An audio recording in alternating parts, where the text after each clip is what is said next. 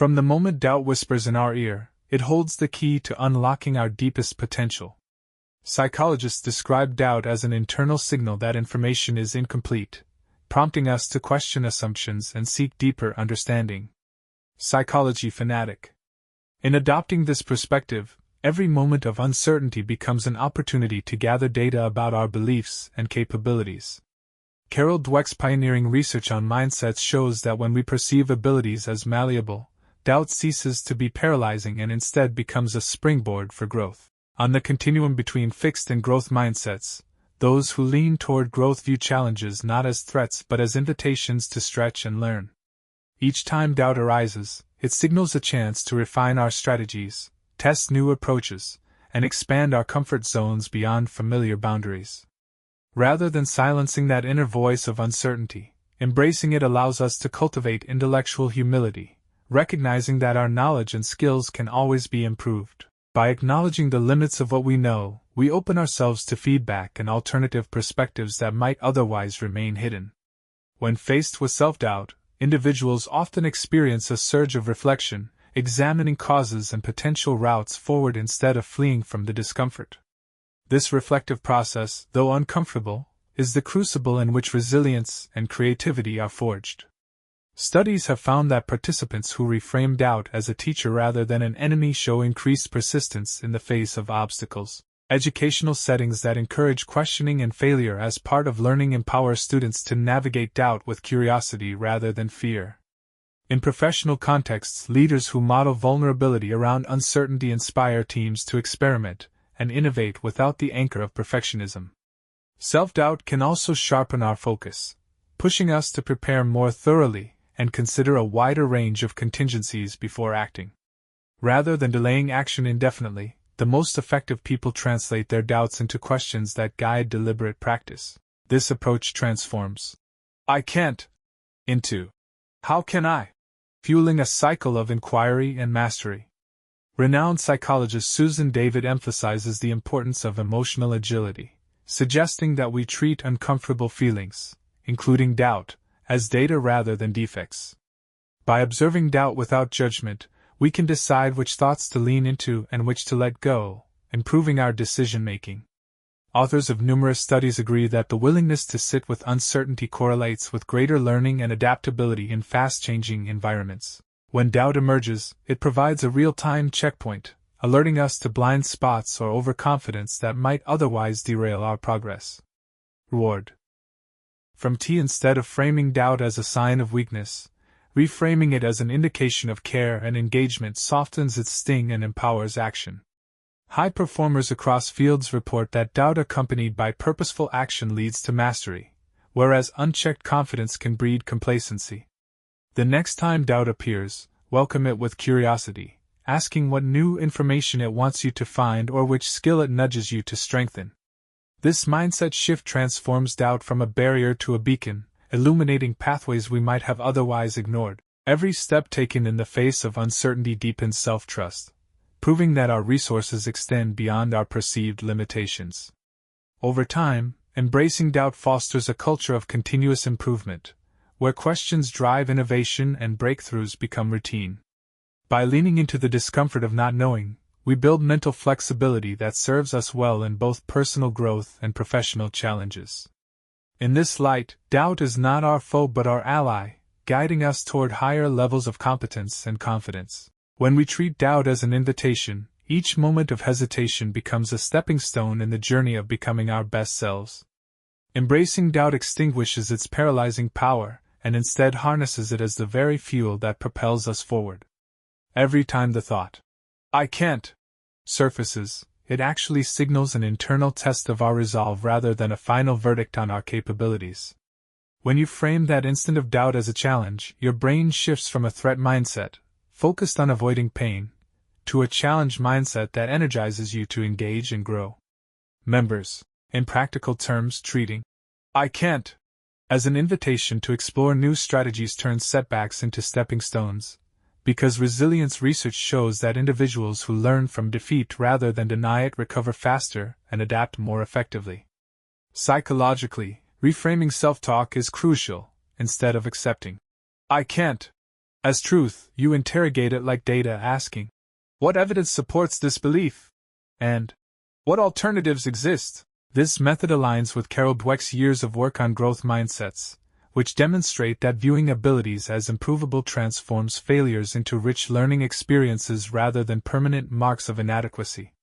By challenging the notion of fixed limits, you cultivate intellectual flexibility and increase your willingness to experiment with different solutions.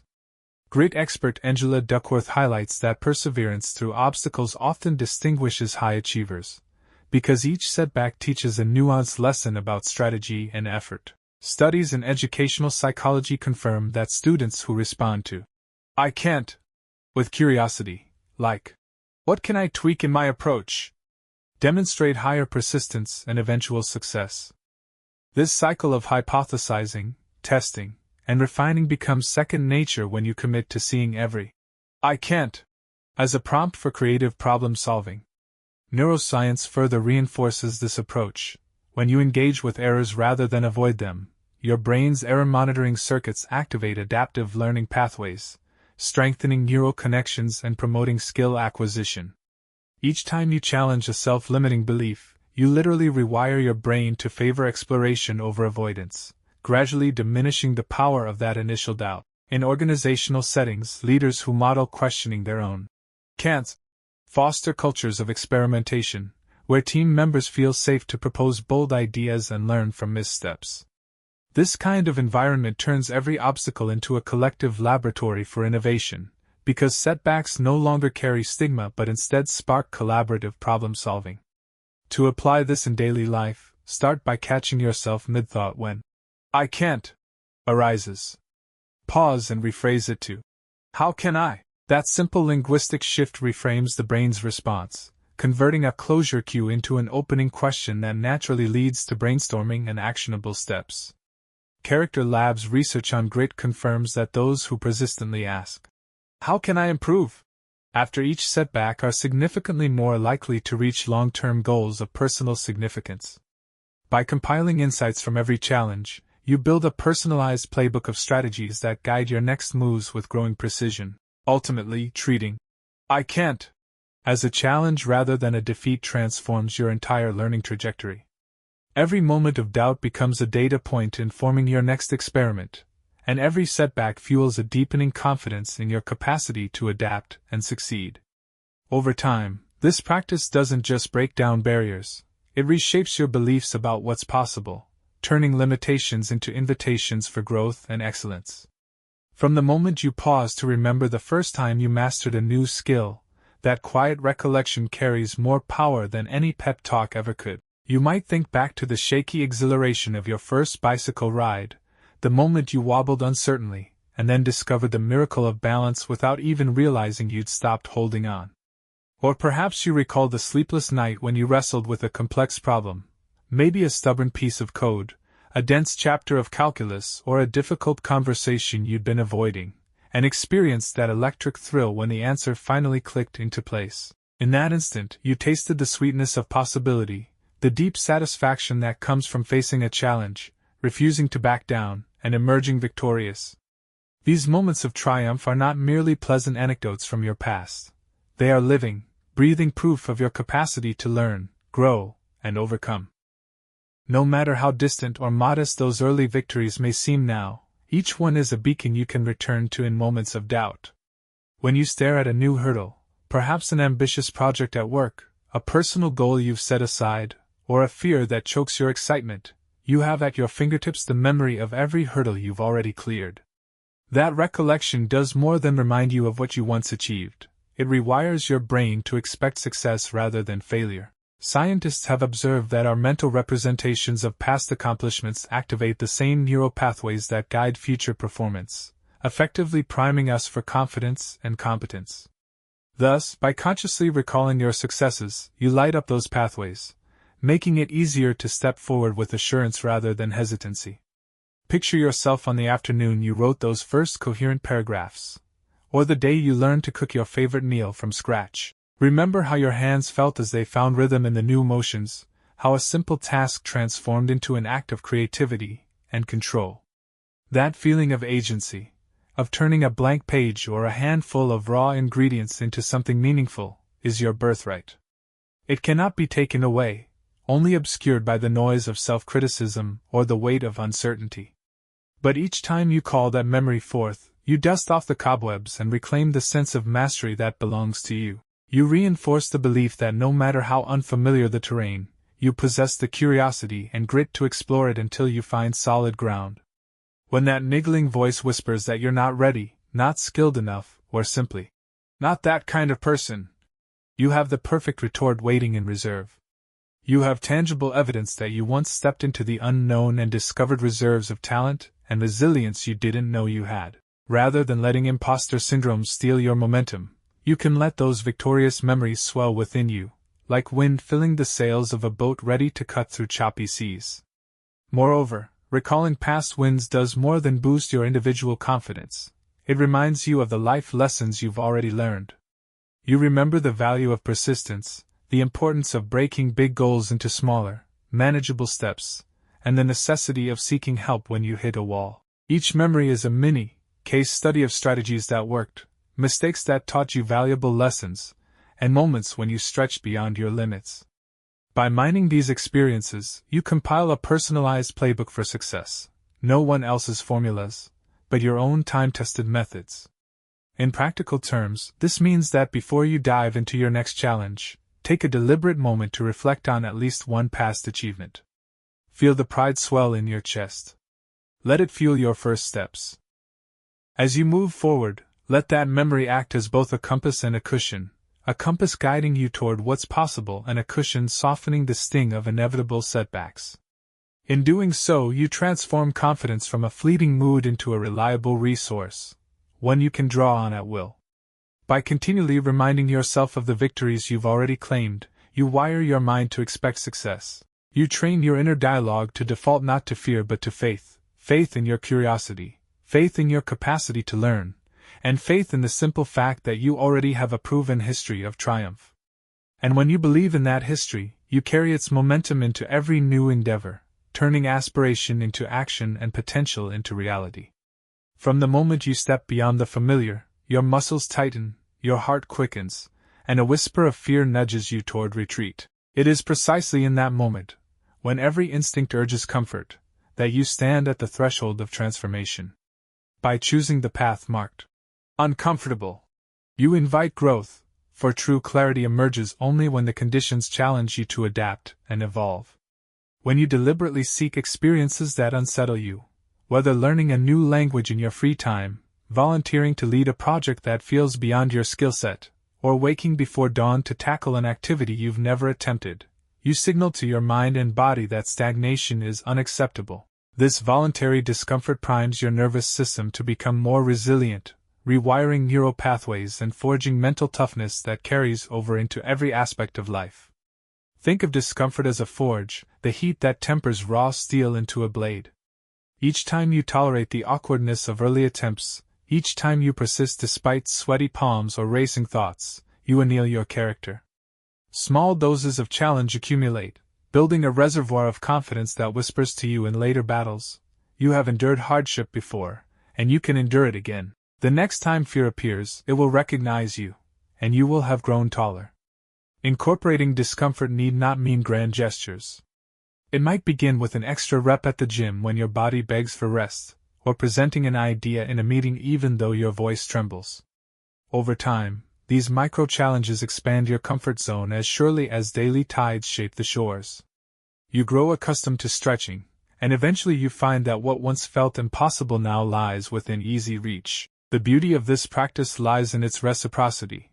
The more you seek discomfort, the more habitual it becomes, and the more habitual it becomes, the less fear dictates your choices. You learn to welcome the flutter of nerves as a sign that you are alive, that you are pushing boundaries. And in that space, creativity flourishes, for innovation demands venturing into the unknown and tolerating the risk of failure. Beyond personal gains, intentionally embracing discomfort cultivates empathy.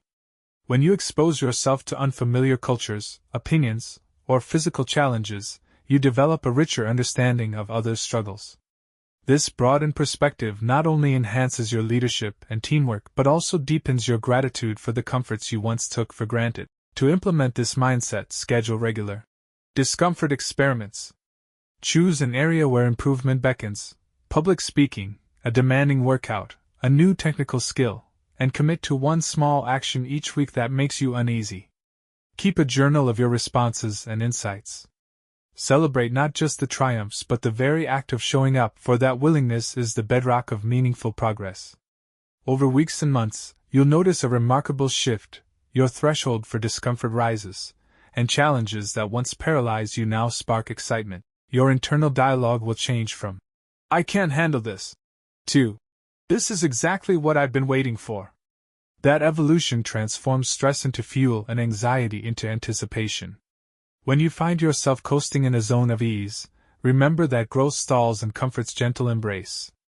Reignite your momentum by choosing a fresh source of unease, perhaps a rigorous course, a demanding mentorship, or a physical feat that tests your limits. Each new trial resets the forge, ensuring that your strength remains dynamic, your vision remains sharp, and your sense of possibility remains boundless.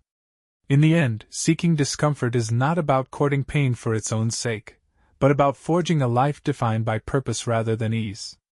It is a declaration that you refuse to be confined by the walls of familiarity. With every deliberate step into uncertainty, you craft a narrative of courage, resilience, and boundless potential, proof that the crucible of discomfort is, indeed, the birthplace of your most authentic self. Success is not a trophy to be won on someone else's field but a deeply personal journey that you chart according to the compass of your own values. When you free yourself from the weight of external timelines, those deadlines imposed by society, peers, or your own inner critic, you reclaim the power to move at a pace that honors both your ambitions and your well-being. Instead of measuring every step against another's highlight reel, you learn to measure progress by how much closer you've come to the vision you hold for your life. Imagine watching two travelers on separate paths. One races past mile markers that gleam with the approval of bystanders, yet each step feels hollow because the markers were never truly theirs. The other walks steadily, pausing now and then to admire the view, adjusting course when a new insight emerges, and celebrating every milestone, even the small ones, because each reflects a goal born from personal meaning. By defining success on your own terms, you become that second traveler, attuned to what truly matters to you rather than to what looks impressive on social media or in the eyes of someone else. This shift requires a quiet rebellion against comparison. In a world that constantly broadcasts achievements in ultra-high definition, it's tempting to let someone else's moment of glory eclipse your own. Yet no two journeys are ever truly parallel. Your skills, experiences, and aspirations form a singular tapestry, and comparing your progress to another's is like measuring a painting against a sculpture. It simply doesn't fit. Instead, set your own milestones. Maybe it's the day you finally master a challenging skill, complete a project that speaks to your heart, or simply feel at peace with the direction you're heading. To live by your own terms, begin by asking what success means deep in your bones, not what it looks like on a trophy shelf. Does it mean having time for creative pursuits? Building relationships that sustain you? Contributing to a cause that ignites your passion? Once you name your own definition, let it guide every decision. When an opportunity arises, weigh it against your personal criteria. Will it move you closer to your vision, or simply pad someone else's resume? Over time, your choices will create a life that aligns with your own values instead of one dictated by shifting cultural fashions. Ignoring irrelevant comparisons doesn't mean you close your eyes to improvement. On the contrary, it frees you to learn from others without feeling diminished by their successes. You can celebrate their breakthroughs, borrow strategies that resonate with your goals, and blend them into your own roadmap. The result is a customized blueprint, one built not on imitation, but on inspiration filtered through the lens of your unique strengths and dreams. Ultimately, defining success on your own terms is an act of radical self-trust. It's saying to yourself, "I know what matters most to me, and I will honor that knowing above all else." That confidence becomes a shield against the noise of comparison and the pressure of external timetables. With every choice you make, no matter how small, you signal to the world and to yourself that your journey is yours alone, and that is precisely what makes it extraordinary.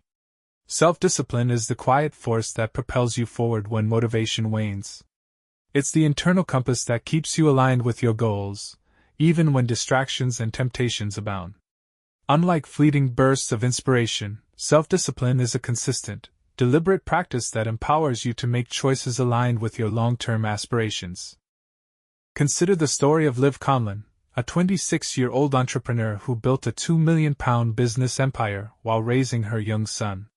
Her success wasn't the result of spontaneous inspiration but of a structured routine that began at 4 a.m. encompassing fitness, focused work, and quality family time. Liv's disciplined approach allowed her to balance professional responsibilities with personal life, demonstrating that discipline creates freedom. Self-discipline enhances productivity and time management. By being intentional about how you use your time and energy, you can prioritize tasks effectively and allocate sufficient time for important activities. This leads to better planning and organization, allowing you to focus on critical tasks without getting distracted by less important ones. Moreover, self-discipline fosters increased motivation and confidence. When you practice self-discipline, you develop a strong sense of control over your actions and choices.